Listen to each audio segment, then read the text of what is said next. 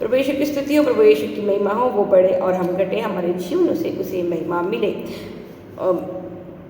आपको और मुझे, स्पेशली हम अन्य जातियों से आई कलीसिया को इस बात का ध्यान रखना होगा दोस्तों कि आप और मेरा चुनाव वो जो है वो लिमिटेड है।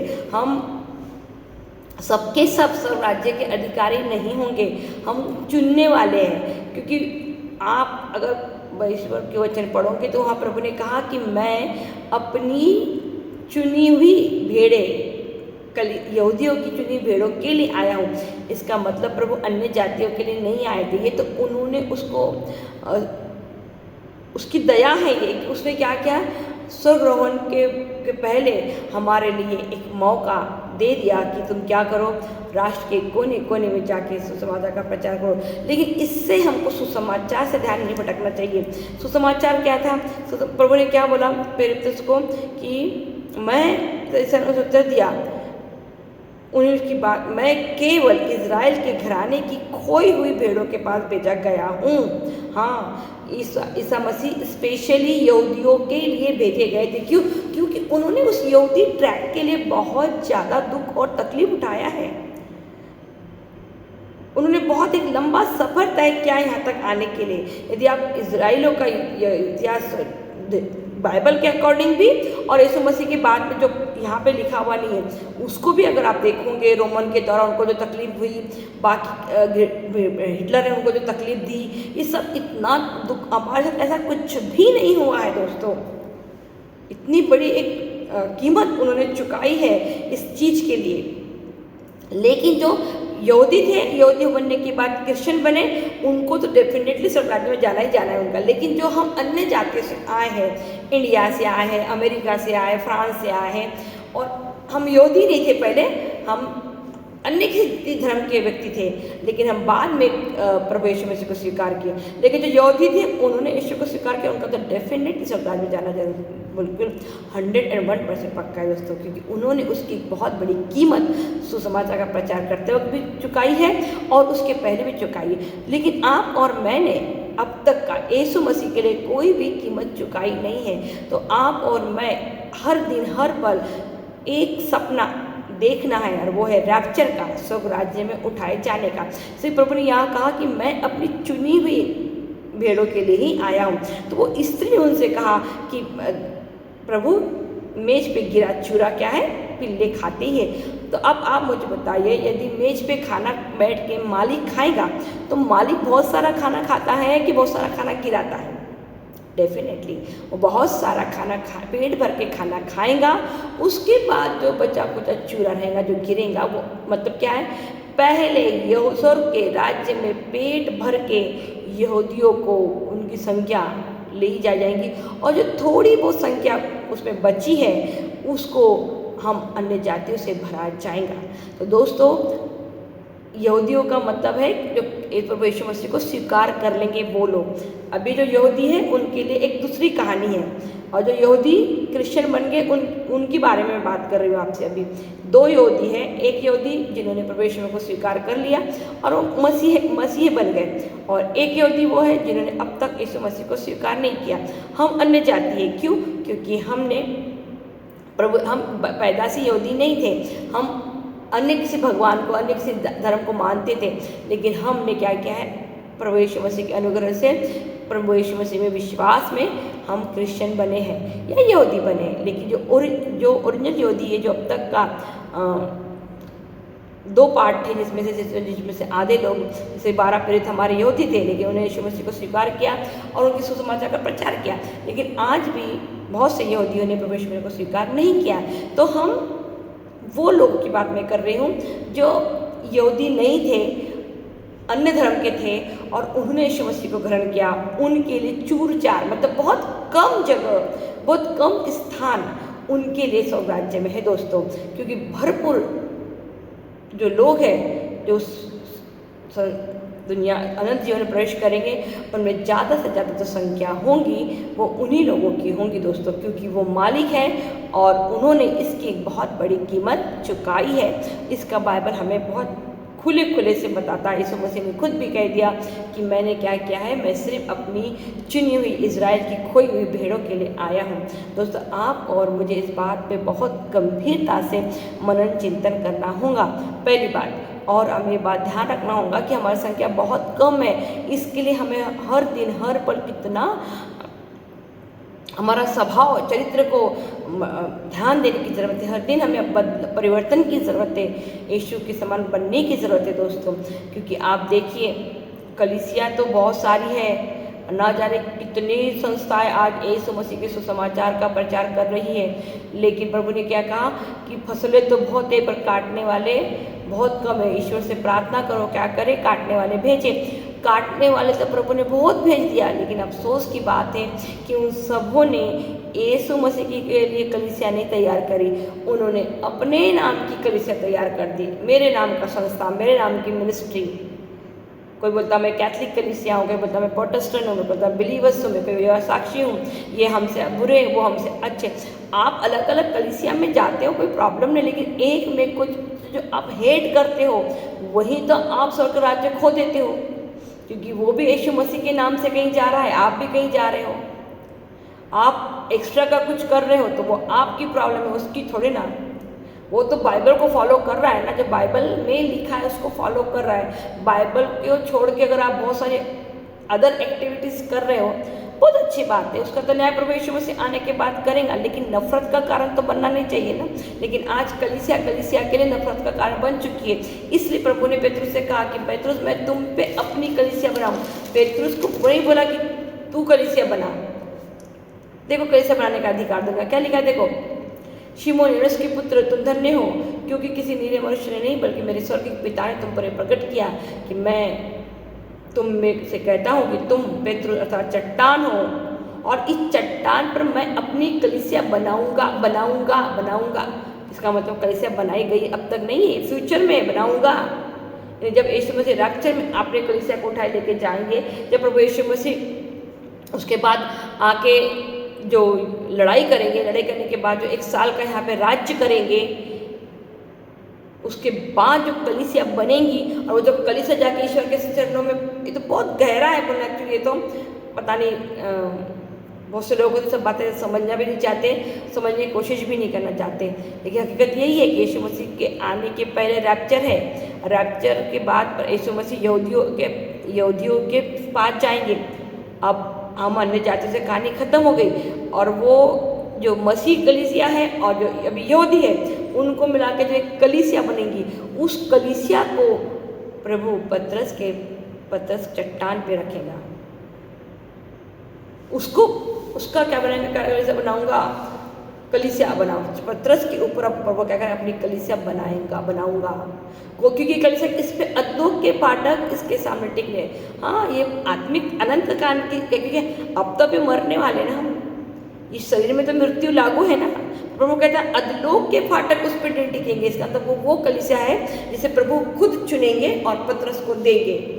अब जितनी संस्थाएं में जाना है जाओ, जो करना है करो, जितनी मनमाना जैसा प्रार्थना करना है प्रचार करना है करो, कुछ नहीं होगा, कुछ फर्क नहीं पड़ता।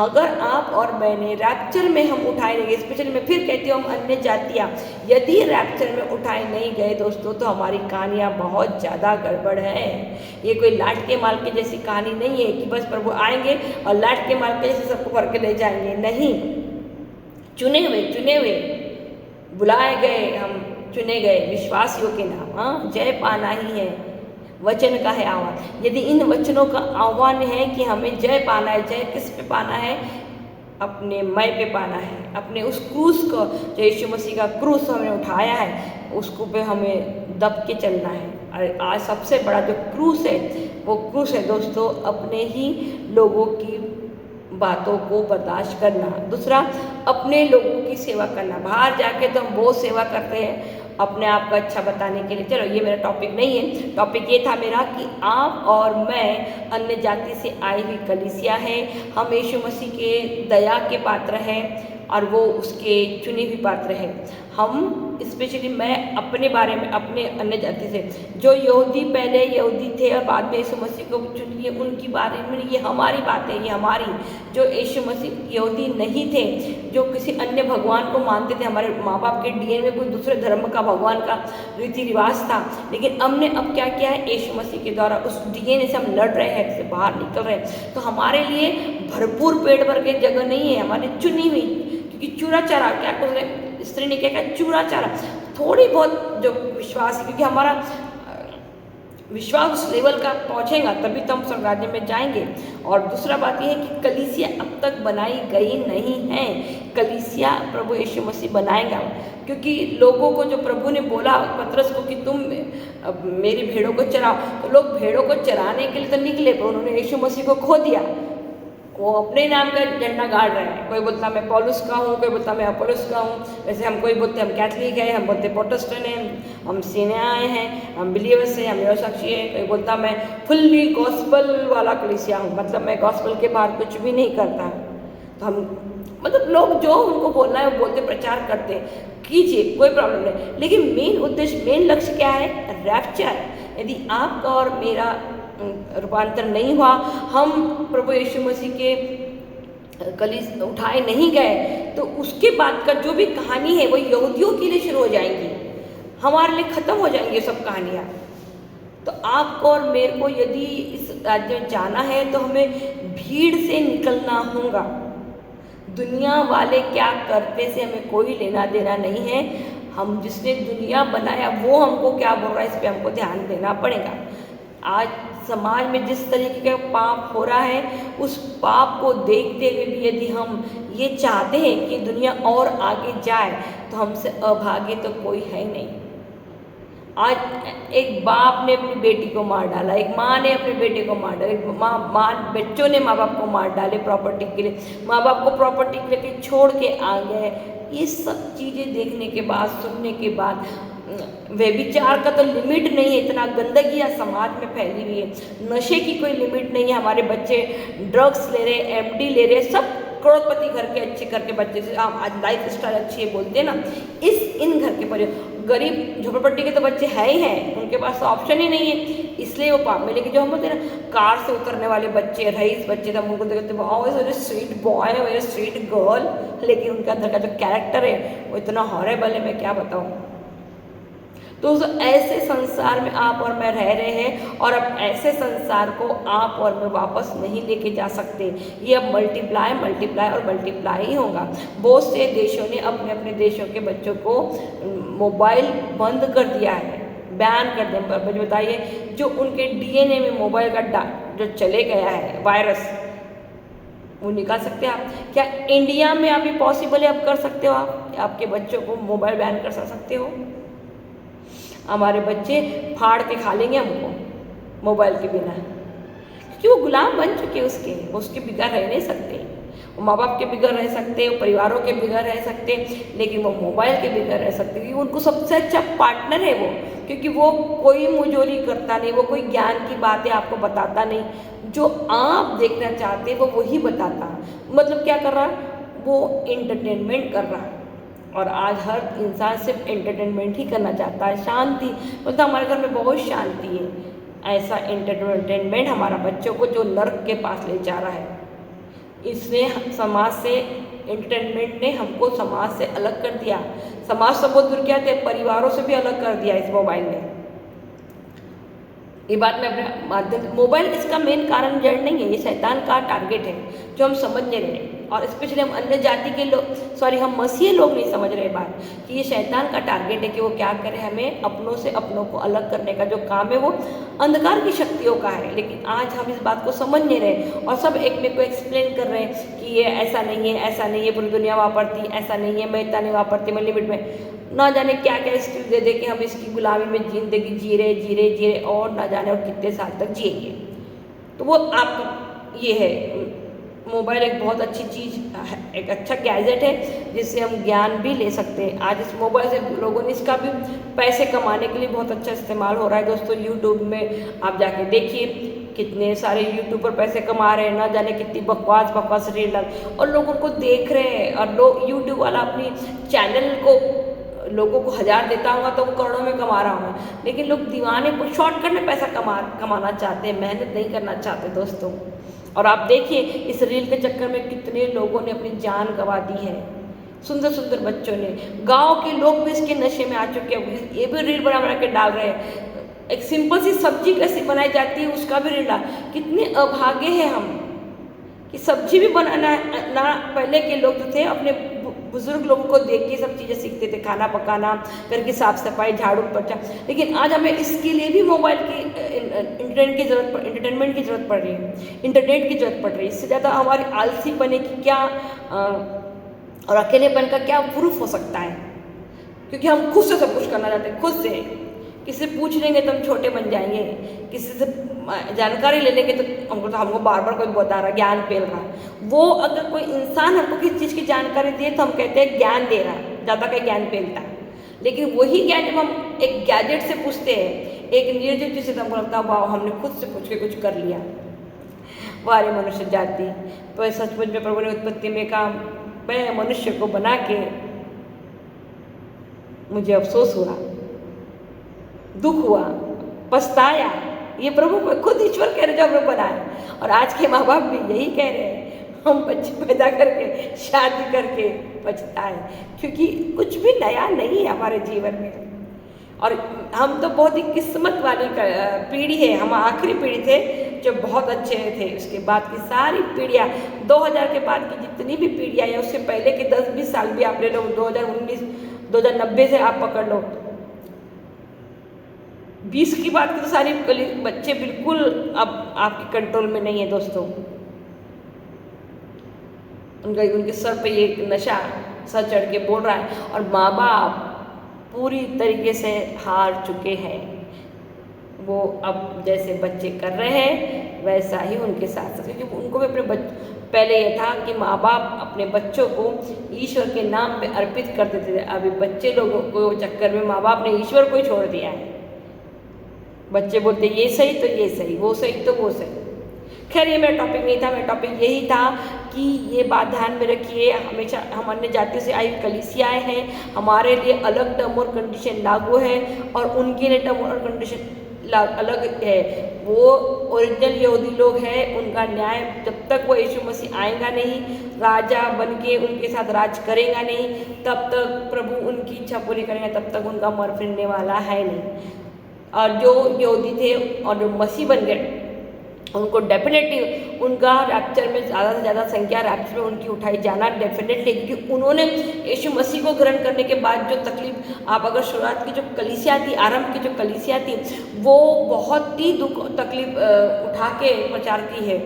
उनके बहुत दुखदायी ये है इतिहास है।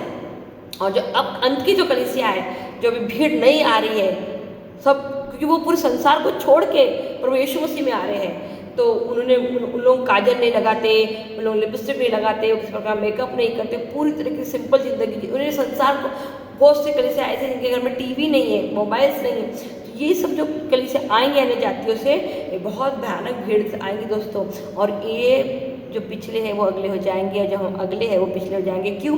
क्योंकि हमने अपने इस ईश्वर के दिए वरदान को, इस बाइबल को, सबको रीति रिवाज समझ के, एक रूटीन समझ के हम कर रहे कि मैं एक क्रिश्चियन हूँ, चर्च जाना है, प्रार्थना करना, मेरे स्वभाव में बदलाव आए ना चलता, मेरे बच्चों में स्वभाव आए ना चलता, मेरे घर में किसी प्रकार की शांति रहे ना चलती, हम लोगों से मिले ना, मतलब जो मुझे पसंद है मैं वो कर रही हूँ। इसमें ईश्वर का कोई रोल कॉल नहीं है। क्या आप जब भी कुछ करते हो कभी ईश्वर से भी पूछा है कि क्या उसकी क्या इच्छा है, वो क्या चाहता है? अफसोस की बात है, हमने आज तक से किसी भी व्यक्ति ने कुछ भी करने से पहले कभी भी ईश्वर को नहीं पूछा प्रभु तेरी इच्छा क्या है। तो दोस्तों, वचनों को जब भी आप पढ़ेंगे तो आप देखिए उसको आत्मिक रूप से पढ़िए, शारीरिक रूप से मत पढ़िए। नया, मैं फिर कहती हूँ, नया नियम पूरी तरीके से आत्मा का विधान है, पूरी तरीके से नया, हर दिन नया। प्रभु ने क्या कहा? नई अंगूरी को नए दाखरस में डालो। यदि आप नई अंगूरी को पुराने दाखरस में डालोगे तो दाखरस भी वेस्ट हो जाएंगी। नई मश्क में डालो, नई अंगूरी को नए मश्क में डालो, पुरानी अंगूरी को पुराने मश्क में डालो। क्यों वैसे बोला गया है कि यदि आप पुरानी मश्क को अंगूरी को नए मश्क में डालोगे तो क्या होगा, वो फट जाएंगी।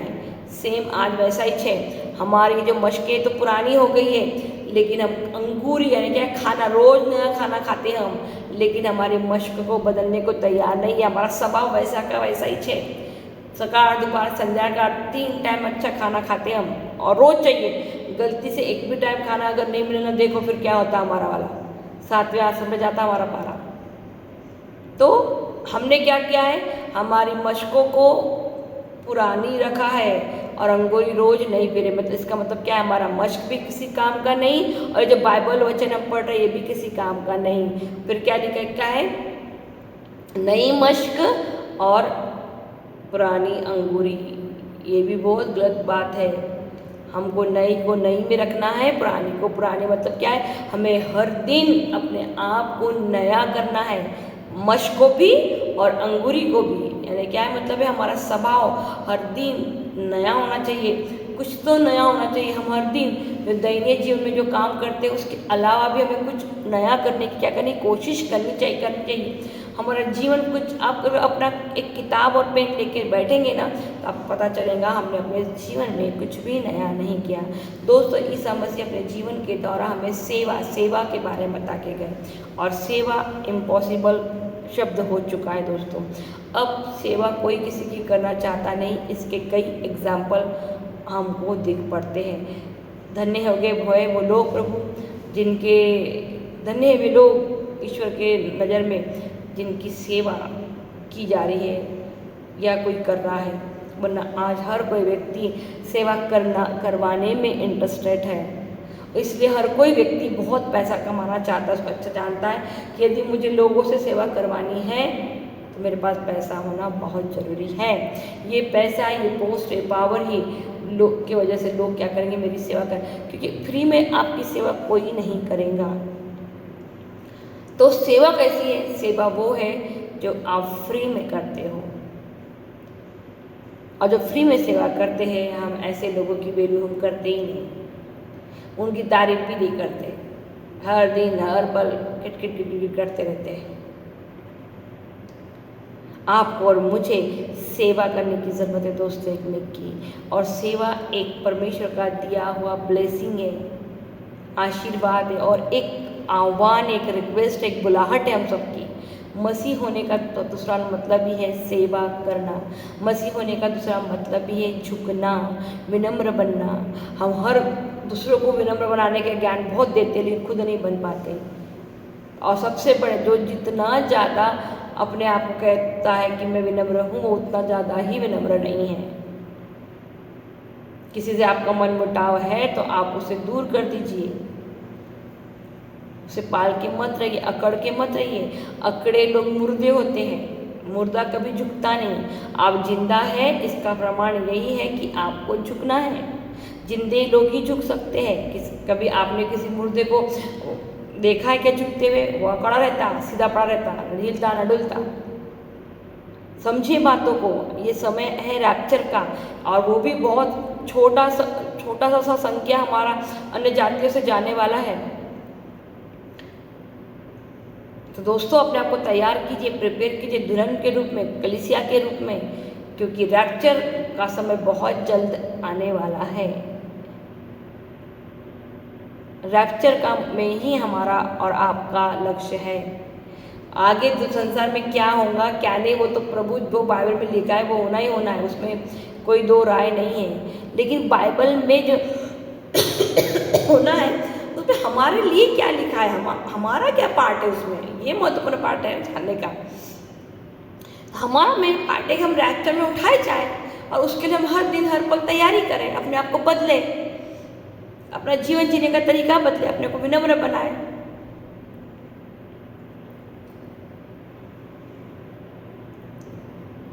लेकिन ये तो बहुत ही कठिन शब्द है। बहुत से सेवा, यीशु ने मसीह ने बोला कि सेवा करो, घर के काम नहीं होते, बाहर जाके सेवा कैसे करेंगे? खैर, ये मेरा टॉपिक नहीं है, मैं टॉपिक से बाहर चल जाती हूँ। टॉपिक यही है दोस्तों कि कलीसिया यीशु मसीह बनाने वाले अब तक कलीसिया बनी नहीं है, पहली बात। दूसरा, प्रभु यीशु मसीह चुनी हुई कलीसिया के भेड़ों के लिए आए थे इज़राइल के, लेकिन उसकी दया ने, उसके अनुग्रह ने हमें मौका दिया। लेकिन ये मौका बहुत ज़्यादा लोगों के लिए नहीं है, ये बहुत लिमिटेड सीट है। इस लिमिटेड सीट में प्रवेश, इसलिए प्रभु ने कहा सक्रिय मार्ग से जाने की क्या करो, प्रवेश करो। हाँ, बहुत कठिनाई से हम इस राज्य में प्रवेश करने वाले हैं, इसलिए हर पल हर क्षण हमको हमारे आचरण का, अपने चरित्र का ध्यान देना होगा, अपने आप को बदलना होगा। परमेश्वर का राज्य एक अद्भुत राज्य है जहाँ किसी प्रकार का कोई दुख तकलीफ, कोई सोच, कोई फिक्र, कोई टेंशन नहीं है, मृत्यु नहीं है, बुढ़ापा नहीं है, दुख नहीं है, तकलीफ नहीं है, और सबसे बड़ी बात निराशा नहीं है। आज हम ज़्यादा लोगों को देखिए, सब निराश है, खा पी कितना भी खा पी, चेहरे में रौनक नहीं है। हमें बहुत अपने आप को जानने की ज़रूरत दोस्तों, क्योंकि हमने अपना आनंद बहुत पहले ही खो दिया है। हमारे दिमाग में ना जाने कितना सारा खिचड़ी पकते रहता, तो प्रभु कहाँ से अपने विचार हमको बताएंगे और कहाँ से हम उसके विचारों के हिसाब से अपना जीवन जिएंगे। दोस्तों, प्रभु पे मनन चिंतन कीजिए, वचनों पे मनन चिंतन कीजिए। नया नियम, नया विधान, नई आत्मा का विधान है। सब बात प्रकाशित वाक्य भविष्यवाणियों के लिए में से ही पूरी तरीके से बाल भविष्यवाणियाँ पूरी करने के लिए लगी हुई है।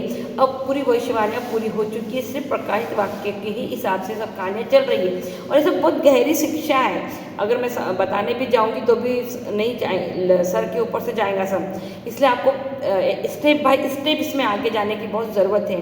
तो यदि आप में से किसी को भी कुछ जानना है तो ज़रूर आप मुझे कॉल कर सकते हैं, पूछ सकते हैं। मैं कोशिश करूँगी चीज़ें समझाने की, क्योंकि प्रभु यीशु मसीह ने जब भी संसार में कुछ भी किया है, उसे करने से पहले भविष्यवाण नबियों के द्वारा, भविष्यवक्ताओं के द्वारा सब कुछ अपने लोगों को बता दिया है, ताकि आप और मैं उस पर दोष न लगाए कि प्रभु तूने ऐसा किया या करने वाला था, तूने हमें तो बताया नहीं था। दोस्तों, इससे पहले कि मैं वीडियो को ख़त्म करूं, मैं आपसे रिक्वेस्ट करती हूं कि वीडियो को बहुत में शेयर कीजिए, सब्सक्राइब कीजिए। इस वीडियो का मकसद एक ही दोस्तों, कि हम जो अन्य जाति से आए हुए लोग हैं, जो अपने आप को मसीह बना के घर में बैठ गए हैं और हम सोच रहे हैं कि हम सब जात जाएंगे, तो ऐसा नहीं होगा।